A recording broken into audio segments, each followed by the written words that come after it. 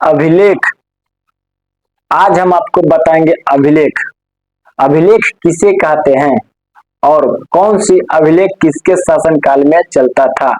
ठीक है, ये सब हम आपको बहुत विस्तार से बताने वाले हैं। तो प्लीज अगर आप हमारे चैनल पर नए हैं तो इस चैनल के सब्सक्राइब बटन को दबाकर बेल आइकन के बटन दबाकर घंटी बजा दीजिएगा। ठीक है, चलिए आगे हम बढ़ते हैं।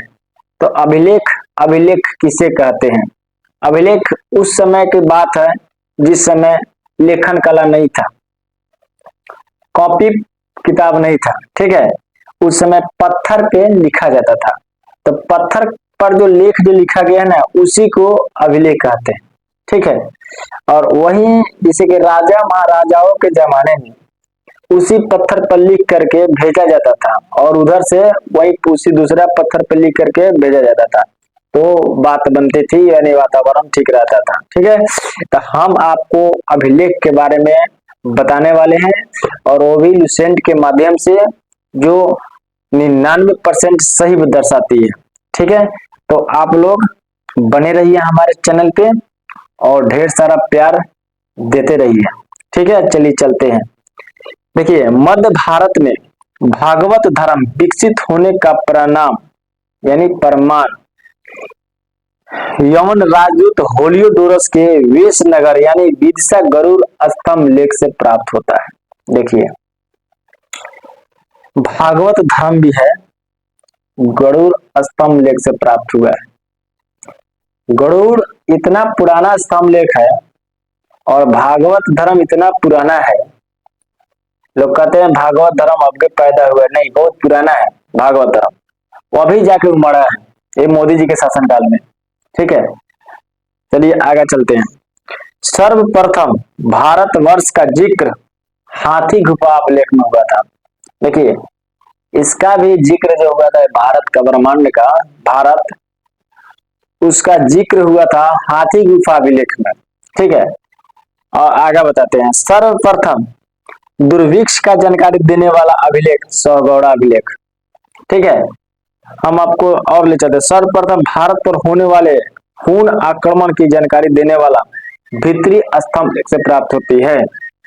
ठीक है, सती प्रथा का पहला लिखित साक्ष्य एरन अभिलेख शासन भानुगुप्त से प्राप्त होती है। देखिए, एरन अभिलेख, एरन अभिलेख जब पढ़िएगा तब पता लग जाएगा सती प्रथा क्या था। ठीक है, और उस समय भानुगुप्त चलाता था। ठीक है ना, चलिए। रेशम बुनकर की श्रेणियों की जानकारी मंदसौर अभिलेख से प्राप्त होती है।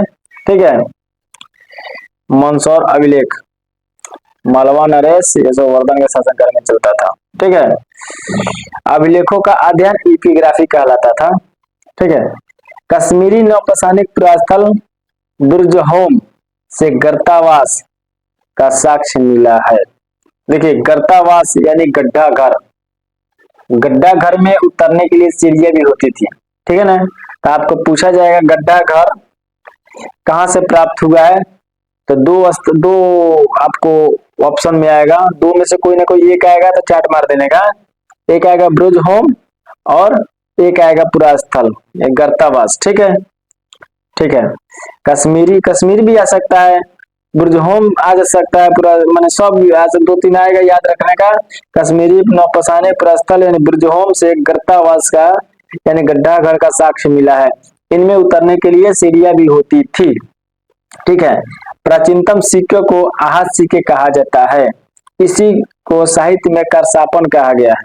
देखिए, अब एक बात और ध्यान लगाइएगा, प्राचीनतम सिक्के को यानी प्राचीन काल के सिक्के को करसापन कहा गया, आहत सिक्के। ठीक है, देखिए, और इसी को साहित्य में करसापन कहा गया है। देखिए, क्या क्या कहते थे लोग, समय का बात है, आप सिर्फ आम खाइए, गुठलियां मत गिनिए। ठीक है, सिर्फ रटते रहिए।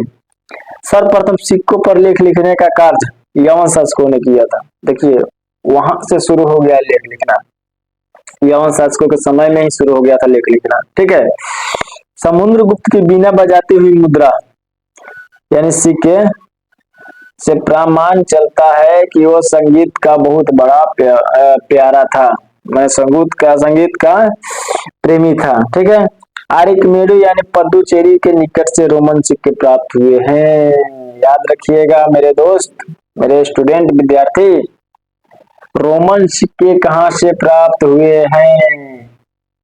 तो पद्दुचेरी से, यानी अगर ये नहीं रहेगा तो आर्किमेडू से। ठीक है, तो आप अभिलेख के बारे में इतना पढ़ लिए। अब हम आपको अगला एपिसोड में बताएंगे कि अभिलेख जो थे किन किन शासक के समय बहुत प्रचलित था। ठीक है, कौन सी अभिलेख किन किन शासन के समय चलता था। तब तक हमारे वीडियो को पूरा वॉच कीजिए, देखिए, नहीं समझ में आए तो कमेंट कीजिए।